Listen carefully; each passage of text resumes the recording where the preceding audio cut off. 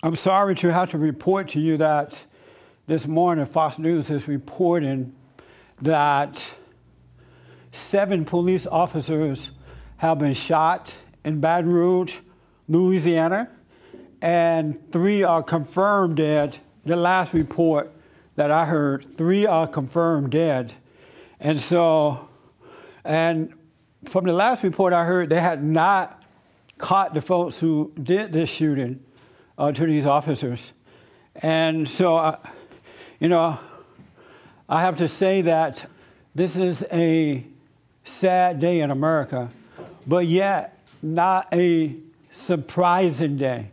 And between now and November, it's going to get worse before it gets better.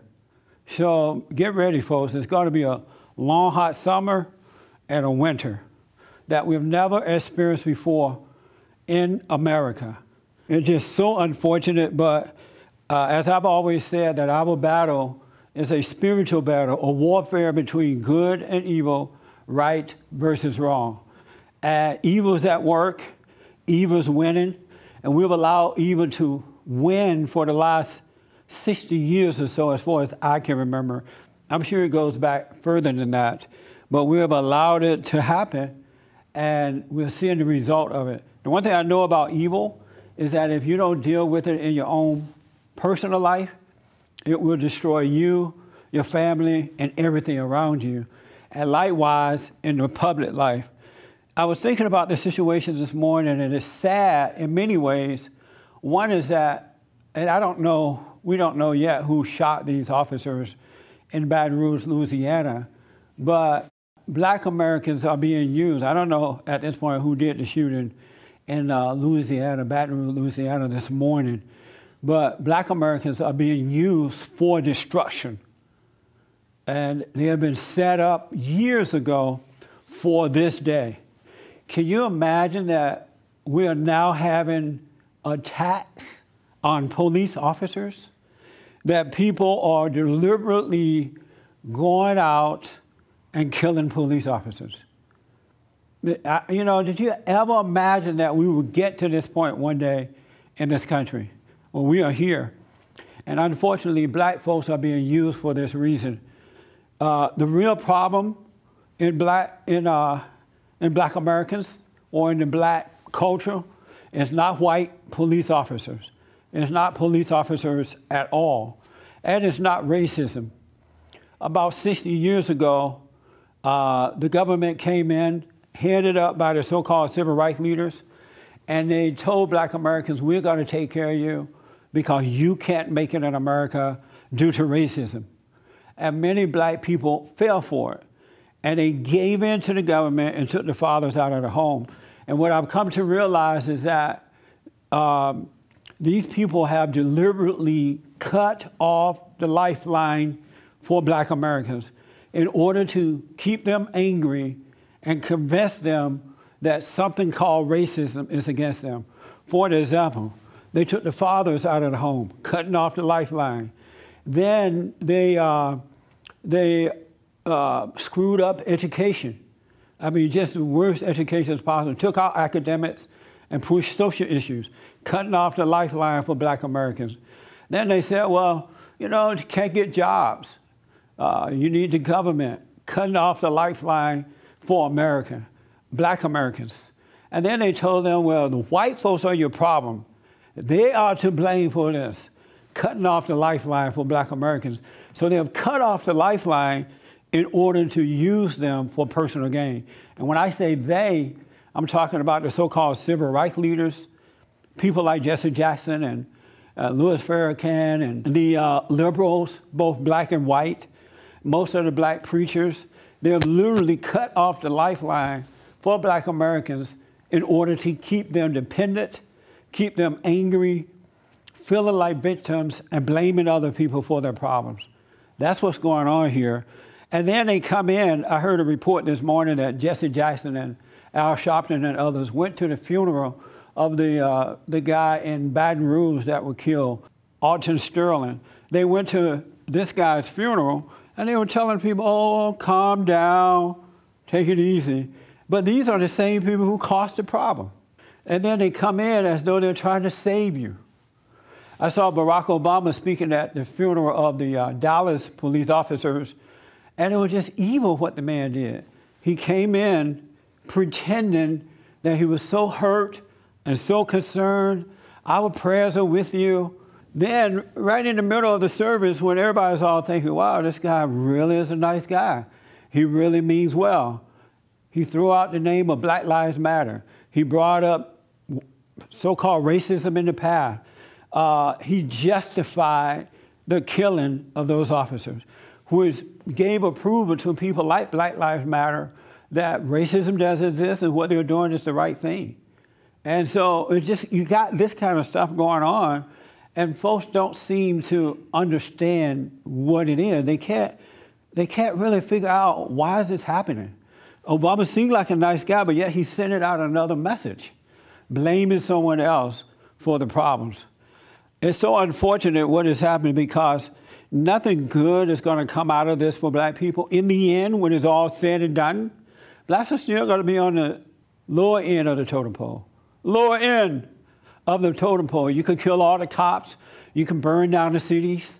You can do whatever it is that you're doing, and you're still going to end up with nothing. Nothing. It's not going to do you any good. We've had this before. Rioting and killing and hating. And look, every time you end up with nothing. And so you still stay angry at white folks for it. At some point, black Americans are going to have to take responsibility for their own lives. It's not the fault of anyone else. It's your fault. This problem starts in the homes where, for the most part, the fathers are not there. The mothers are angry. They are impatient with their children, especially black mothers. They're yelling at their kids. They're slapping them upside the head. They're talking badly about their fathers. They're making their kids feel worthless, and that's where their anger starts. And rather than someone telling them, you need to forgive your mother for that and forgive your father for not being there to protect you from this, they say it's the white man. And when you're angry, it is easy to believe a lie. It is absolutely easy to believe a lie because you've been traumatized. And all angry people have been traumatized at some point in life. All of them. And when you're angry, it's easy to believe a lie and hard to believe the truth. And that's the dynamics that we have going on in America today. The unfortunate thing is that white people are afraid to go all the way with the truth. I've seen so many debates and been in debates where white Americans will not tell the truth all the way. They won't say, hey, I'm not your problem. Your parents failed you. You need to get over your anger. You need to do for yourself. Another thing that I hear from these people, and I heard this from a guy by the name of, just a wicked guy to the core, evil at heart. Roland Martin talking to Wendy Williams. And he was blaming it on education.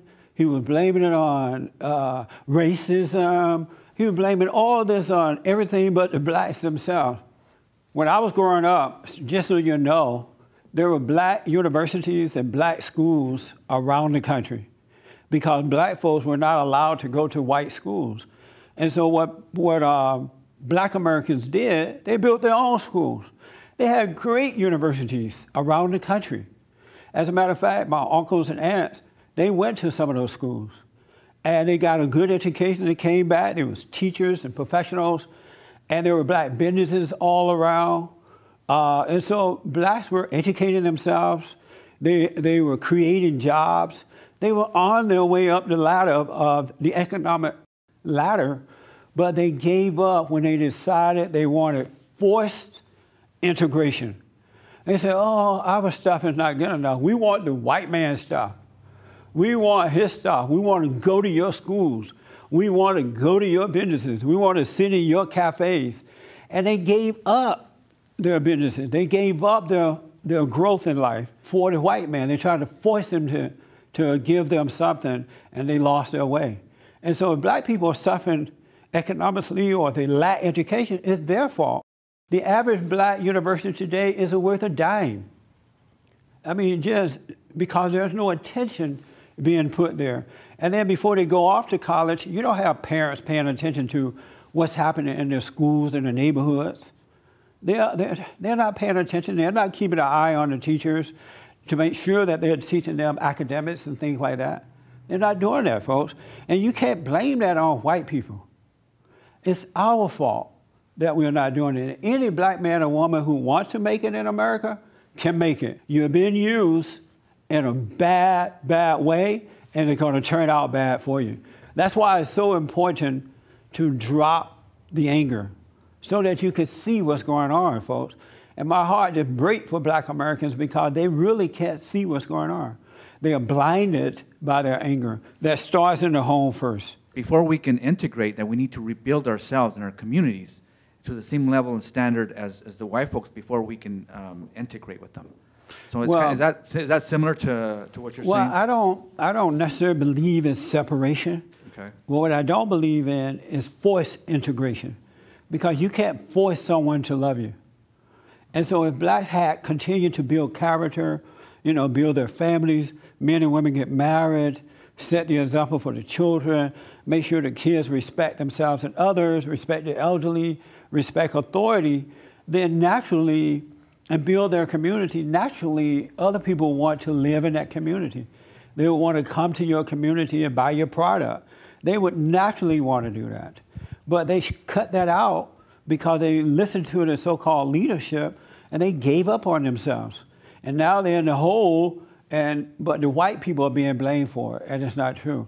We would naturally come together. The good would come together with the other good. The bad would go with the other bad. It would just naturally happen. And so when they tried to force blacks to come together, blacks and white, and they knew what they were doing. I heard a report today that apparently they are having a Republican convention this week out in Ohio, and I heard a person say they're going to ask the governor to ban all guns in Ohio this week, because in Ohio you can carry a gun openly, and so because the new Black Panther Party and radical Black Lives Matter and others are making these threats, they are saying, well, we're going to ask the governor to ban all guns. And that's the beginning of taking away our rights to bear arms. So what they're doing is they're using the black people to be radical, destructive, scaring everybody so they can take away your guns. And blacks don't see how they are being used in that way. These people don't, Jesse Jackson, those people don't, and most of the black preachers, they can give a hoot about black people. They could care less, because if they truly cared, they would be promoting families. There's no all-out effort to bring the family back, encouraging fathers and mothers to get together and raise your children. They're not trying to encourage you to start your own business. They're not trying to encourage you to treat other people the way you like to be treated. Martin Luther King Jr. taught about forgiveness and love. These people are talking about hate because they have an agenda. And then they try to compare Martin Luther King movement to that of Black Lives Matter.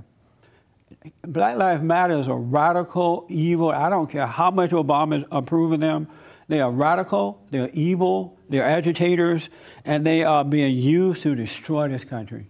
It's not about anything else but that. If they are worse than the KKK, I guarantee you, if Black Lives Matter was a white organization and doing exactly what it's doing now, they would be arrested, they would have been destroyed. The organization would not be allowed to go this far. I blame them for the killing of these officers. What do we want? Dead cops. When do we want it? Now. They've been chanting that. What do we want? Pigs in a blanket, fried like bacon? Yeah. How can you call for the death of police officers and not be arrested? It's mind-blowing. Yes, sir. Yes, I was born in 1960, and when I was growing up, there was Martin Luther King, and as a teenager, there was Martin Luther King, and then there was Malcolm X. Yeah. And as a teenager, I thought that Martin Luther King was weak, and I kind of realized at the time, as a teenager, I had anger, so I thought that I naturally gravitated towards Malcolm X message. Angry person will naturally be attracted to another angry person because they hate good. Martin Luther King Jr. at one point, I don't know if he ever came together with Malcolm X, but he rejected Malcolm X. And he rejected people like Louis Farrakhan and others because they had a message of hate and divisiveness and had no love in it. Dr. King patterned his movement after Gandhi. He went and met with the guy, he got to know him, and he understood that power is in forgiveness. It is not in hating. And so that's why he told black people to love one another, overcome evil with good, don't hate. And for a while, the movement was for good, but then it had a change once he was assassinated. Yes? Yeah, and then, like you said, Martin Luther King message was about love. Yeah. And I guess in my community, no one was talking about love, and I thought that was weakness. I thought Martin Luther King was weakness, but I was wrong. Yeah. And what made you realize that you were wrong about that? Just what's going on today, I can see how teenagers and young people, if they have anger, they're going to gravitate towards, Black Lives Matter, Yeah. Black Panther Party, Black nationalism, only because they have anger. And no one, like in my time, was standing out there in the forefront saying, love is the answer, forgiveness is the answer. So it seemed like the other side, the side of darkness, is taking over because there's not enough people out there have a message of love. Absolutely, man. As you were speaking, I was thinking about a debate that I saw the other night somewhere. I believe it was Megyn Kelly interviewing, what's that guy name? D.L. Hughley? Yeah, D.L. Hughley. And I've seen it, different people. And so Megyn said, well, what about the guy, there was a guy that was killed where was that state where he was killed and this woman was filming it? Minnesota, I believe? Yeah. Was it Minnesota? Near St. Paul. Yeah. And the woman was saying, you killed him and he was about to show you his driver's license, right? His carry permit. But you don't see that on film. You don't know what happened led up to that. And so Megyn was like, well, why not? What about innocent until proven guilty? And the guy said, no, guilty. The fact that he shot him, he's guilty. It doesn't matter what led up to it. It doesn't matter what happened prior. It doesn't matter that he had, if they have, I don't know about this guy, but if they have a criminal record. It doesn't matter if they're resisting arrest. None of that matter. What matters is that they killed him. I'm like, how stupid can you be? It does matter what led up to it and how did it, so I'm starting to hear more and more black people say that. It doesn't matter. I was talking to a cousin of mine, and this guy normally have a little sense. He was like, but it doesn't matter if he was a criminal. It doesn't matter if he had a gun or not. It doesn't matter. I'm like, it does matter. Where is this coming from? So now that the blacks are hearing these professional blacks say that, now the regular blacks are saying it doesn't matter. But it does matter. When did it not matter? And I said, well, most of these people that are being killed by cops, they have criminal records or they are resisting arrest. It doesn't matter. It's not like the cop just walking over and killing them, right? They're giving the cop lip service. And I said, when a cop walk up to a car, they have no idea what's going on. And now they know that black people hate them. Not all, but most. They really are concerned when they walk over to your car. So what you do is put your hand on the steering wheel, follow the instructions, and then if the cop treats you in a negative way, go and report it. You can take care of it later. But if you give them lip service or you acting out, right away they're going to go into defense. Anyone would. But they don't want to hear that. No, it doesn't matter. It doesn't matter. And that's because of anger. It is because of anger. Isn't that amazing? I'm telling you, the worst thing that you could have in your life is anger. Anger is your enemy. Because when you have anger and temptation comes, someone tempts you, you cannot resist temptation. And temptation is evil. Temptation is evil. And blacks are being tempted to destroy this country by their own black people and liberal whites. And temptation is evil. Did you know that temptation is evil? Yeah? Y'all look kind of stunned. Did you know that, John? No, I didn't. You didn't know temptation was evil? No, I didn't look at it like that. Whenever someone is tempting you or you are tempting another person, you are carrying out evil.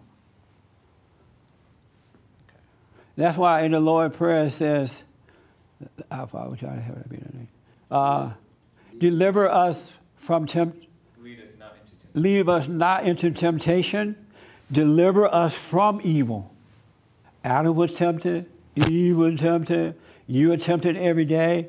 You are tempted to hate yourself, hate your fellow man, judge others, and temptation is evil. And blacks have been tempted, and they're giving in to that temptation by believing into it, and they're carrying out evil acts. And they don't realize that the people who have tempted them are evil people. Because people of love don't tempt others. You know, for me, I think that this is the best time of our life. With all this stuff going on, with this battle of evil being in the forefront of our lives, and we can really see what's going on, to me, this is the best time of life because it allows us a chance to overcome and become stronger and become better nation and better people and unite the good away from the bad.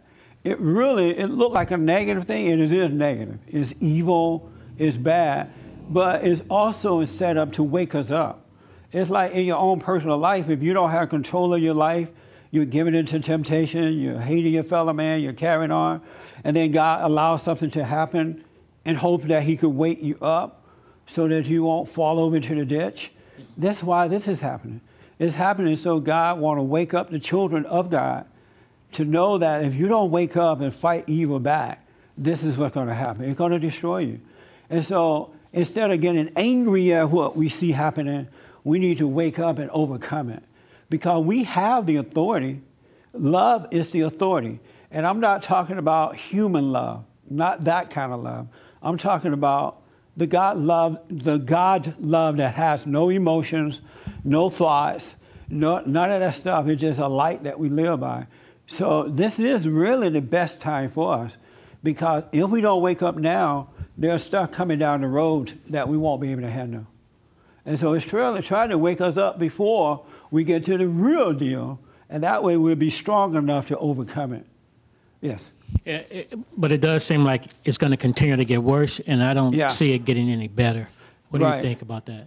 It is going to get worse, because these people have the government on their side. They have, in essence, without saying out loud, been given permission to kill police officers.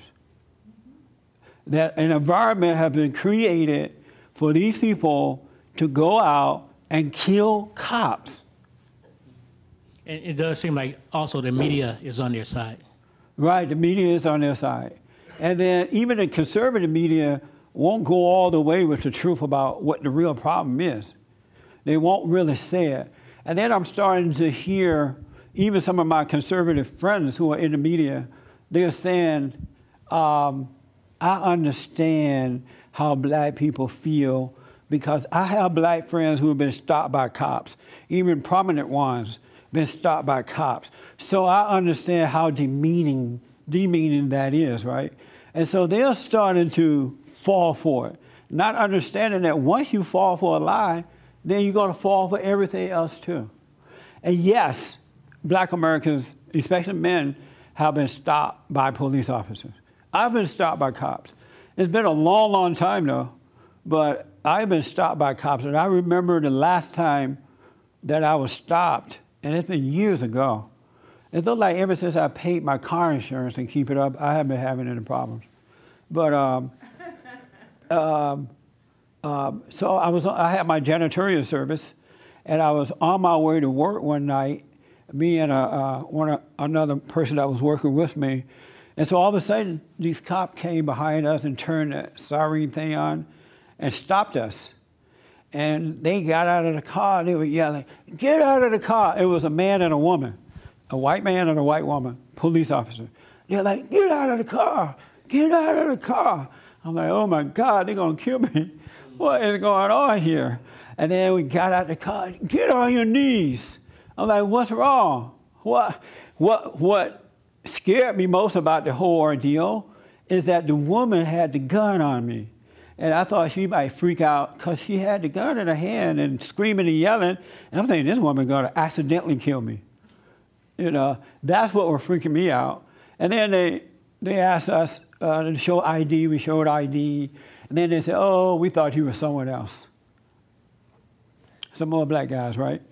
And that was my last experience as being stopped by the cops. But I had sense enough to know that it had nothing to do with racism, because I already knew that black men were out of control anyway, right? They killing one another, they attacking white people, they don't respect authority, you know, and they have been told that the police are their enemies. So when they're stopped by cops, then they're going to act out anyway. And I knew that that was happening because we had not done anything about it in the black community. And so I knew it wasn't personal. But had not I known that, I would have thought that they were stopping me simply because I'm black. But I wasn't offended. I was just scared that a woman was going to kill me. But I wasn't offended. I didn't see it as a race thing. I realized that sometimes the good have to suffer with the bad. Now just imagine how things would be if the good black folks were to tell the truth like that. And they would say, you know what, I understand why they're doing it. We have failed in our own communities. We have failed with our children. We have failed with each other. So what do you expect to happen out there? That's why they're stopping us. And if you understand that, it can't hurt your pride and all that kind of crap. Yes, yeah. When I was in the 20s, I was speeding and a cop pulled me over. And he said, "Just slow down." And then I was like shocked. It's like, man, this guy, he's a white cop. He didn't give me a ticket, so I was like shocked. And I remember a few years back, I was coming home from, I guess, a Thanksgiving dinner. And I was in the carpool lane, and I got out of it, and the cop, CHP, pulled me over. And he didn't give me a ticket either. But my point is that I noticed that the media will go out of their way to find professors and lawyers and point out the negative of their incidents with cops, with black people, but they won't go to the other side, and they only put that one point of view that all black men have been, when they pulled over, treated negatively about cops. That's right. You know another lie that they always use too? They always say, "Oh, this is like the Jim Crow days." They always go back to that. I can honestly tell you, I was never stopped by a cop, never arrested, and I lived under the Jim Crow laws. I grew up under those laws. I was never stopped. And I don't know anyone who was ever stopped by cops. None of my family members or anyone. And so they mention the Jim Crow laws like people just being arrested all the time, and that's a lie. It's just absolutely not true. And because black people don't know the truth about those days, they just believe it. And they act it out because they believe a lie. They think that's what's happening in today. You know, God said that when you are born again, old things are passed away and all things are new, meaning that you don't reach back to Jim Crow days, or you don't, bring up all the old past that doesn't even exist anymore unless you want to manipulate someone, unless you want to use it as an excuse to destroy. But if you are a new creature in Christ, all you have is right now. And so those children of the lie, when they bring up the past, you don't even go for it, because it doesn't, whatever happened back then, that doesn't mean it's happening now. But if you're angry, you think it's happening now. Yes, sir. And then I got a quick question for you. Thank you. I wanted to talk about the subtleties of, I don't want to use the word racism, but the subtleties of discrimination. And that is, if you look a certain way, you're black or Mexican, American or whatever, American of Mexican descent, and you look a certain way. You're not necessarily a criminal, you just look a certain way. You look, very ethnic.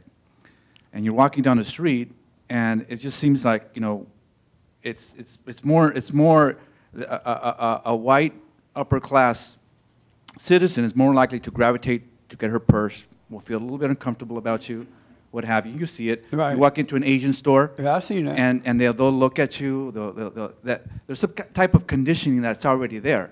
So the reason I'm bringing that up is that I don't believe that Asian officer who shot that man that was going for his gun permit was racist. I don't. And from my. Yeah, it wasn't even a white man. It wasn't. It was an Asian man. I haven't heard one time in the media that it was an Asian guy. Now, this is the one in Minnesota. However. It wasn't even a white man. No, it wasn't. It was an Asian guy. However. And Asian are not going to kill you. Right. You used the example of white women walking down the road, right, and they see a black person coming, they hold their purse, right? Are you calling that racism? No. Why did you bring that up? Because there's already a social conditioning in a person's mind about that, and that causes you to react. Who created that social condition that's in the mind of white women? I think that the fact that black people or Hispanics do in fact commit those crimes. Oh. I'm not. So it's not racism then? No, it's not. It's not racism. It's a form of social conditioning. But are you saying it's wrong? I'm not saying it's right or wrong. I think it's better. It has to be one or the other. No, not necessarily. I don't see it that way. I think you can just be you don't have to be right or wrong is judgmental. You can just not be judgmental towards a person that's coming towards you. You can't take a risk like that. I don't agree with that. If a white woman walking down the road and a Hispanic behind her, male or a black guy, and they have a reputation for doing that, you can't take a risk. You can't assume this guy is a nice guy. That's what I'm saying. You don't assume anything. Like you do. Said. You assume you better protect yourself. Yeah, but did you just say you best not have assuming anything? Oh, not like that. Well, then we're back to what Martin Luther King said: judge not a person by the content of the color of his skin, but the content of his character. That's take the mic here. That's really just a matter of playing it safe. That's not necessarily a judgment. It's not saying that, oh, this person is definitely a criminal. If they thought they were definitely a criminal, they would run the other way. If they want to just be cautious, then they would. Because statistically, black on white robbery is very high. And the same thing with blacks and police. Blacks are like 5 times as likely as non-blacks more than that, to kill cops per capita. And so those are, it's an earned reputation. So it's not a judgment. It's not a judgment. It's a risk assessment. So you're just playing it safe and being cautious. And so rather than blaming the white woman for having to protect her purse from the potential thief, why not change the character of black people, and then eventually white people will see that things have changed? I'm not in disagreement with that. I agree with that. But what I'm saying is that sometimes overreactions are the product of the social conditioning that I'm talking about. You could overreact because you may have this social condition a little bit at a deeper level than somebody else does. Even Jesse Jackson said when he's walking down the road and he hear a bunch of black guys behind him, it's part of the same social conditioning. When he hear people walking behind him, he look back and see that if white people instead of black, he feel better. So if he's scared, you better be scared. Yeah. I was just so scared. Yes. Go ahead. And actually, that conditioning, the black and Hispanic cops in Philadelphia, they did a study. They have it worse than the white cops in Philadelphia. They're more likely to errantly shoot an unarmed black suspect than a white cop, the black and Hispanic. I've had black cops who tell me, and I know black cops who tell me that they would prefer not to work in a black community. They're afraid, and they don't want to be there either. They'd rather go to the suburb or work any other communities but black communities, because they know the violence. They know how that these people can care less about your life. They don't, even the black cops don't want to work there. Wendy Williams gave an example of what it's so crazy, what she thought is racism. She said that I was in the store one day and I was walking down the cosmetic aisle and I was just browsing along and all of a sudden I heard over the PA system, customer service in aisle 2, please, whatever her number was. And she said right away she knew that was racism. I'm like, what are you talking about? If I own a store like that and I see a customer walking down the aisle looking for some stuff, don't I want to send my person down there to help that person? Do you have any questions? Can I help you? It's like white people are damned if they do, they're damned if they don't. Because if they didn't get help over there to her, she would call that racist. And then if she sends someone over there, she called that racist. What are you supposed to do? Are you supposed to yell down, let me know if you want something? I mean, what? I don't know what to do. You know what I'm saying? It's so insane, but when you're angry like that, insanity is your friend.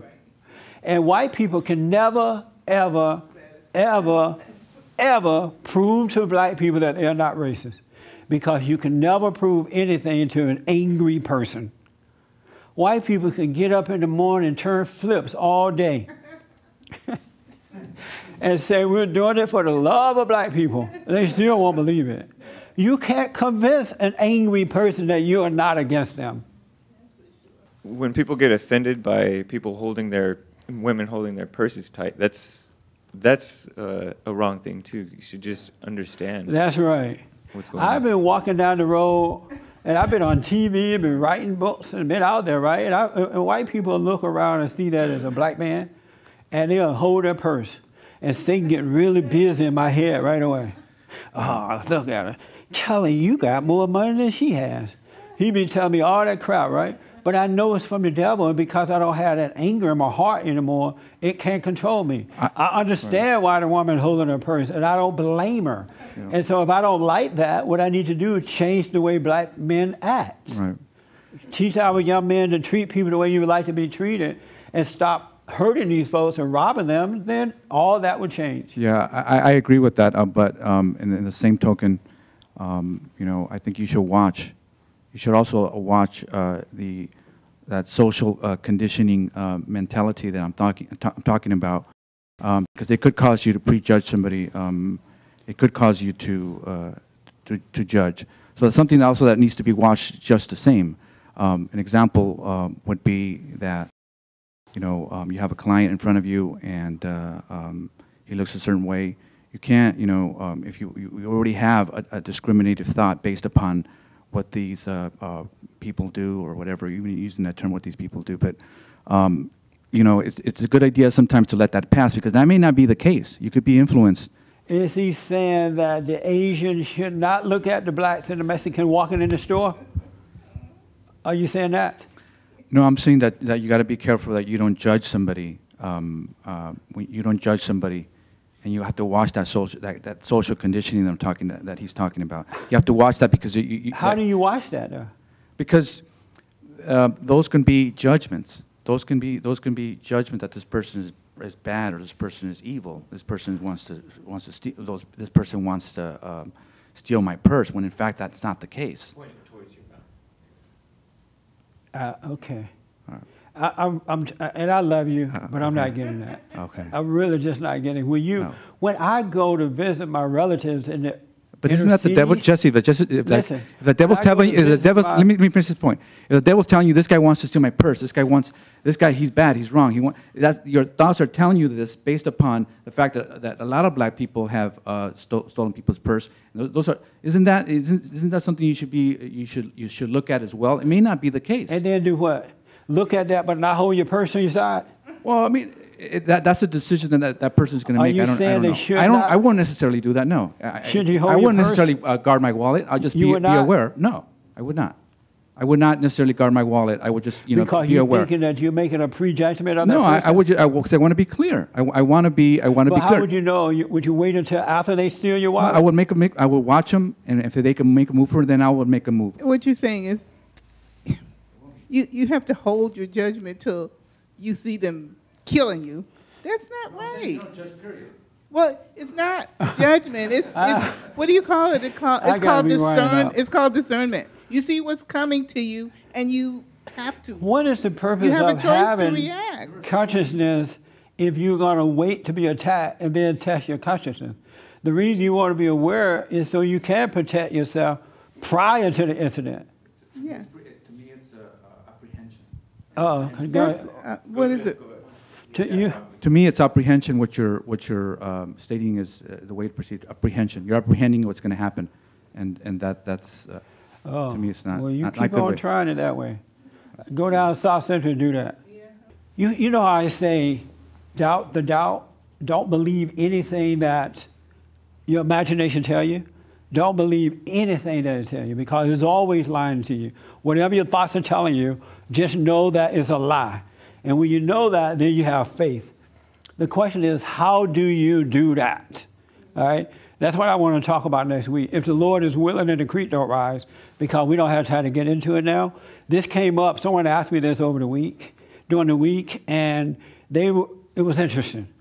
So what do I mean, and when I say doubt the doubt, meaning don't believe anything your mind tell you. Thank you so much for tuning in. I want you to know that the battle is a spiritual battle, folks. And the only way that we're going to defeat it is to tell the truth without hate. And that will defeat it because God is with you.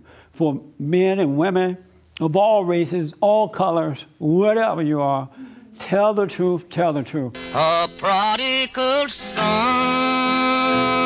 once strayed from his father to travel a land of hunger and pain. And now I can see the end of my journey.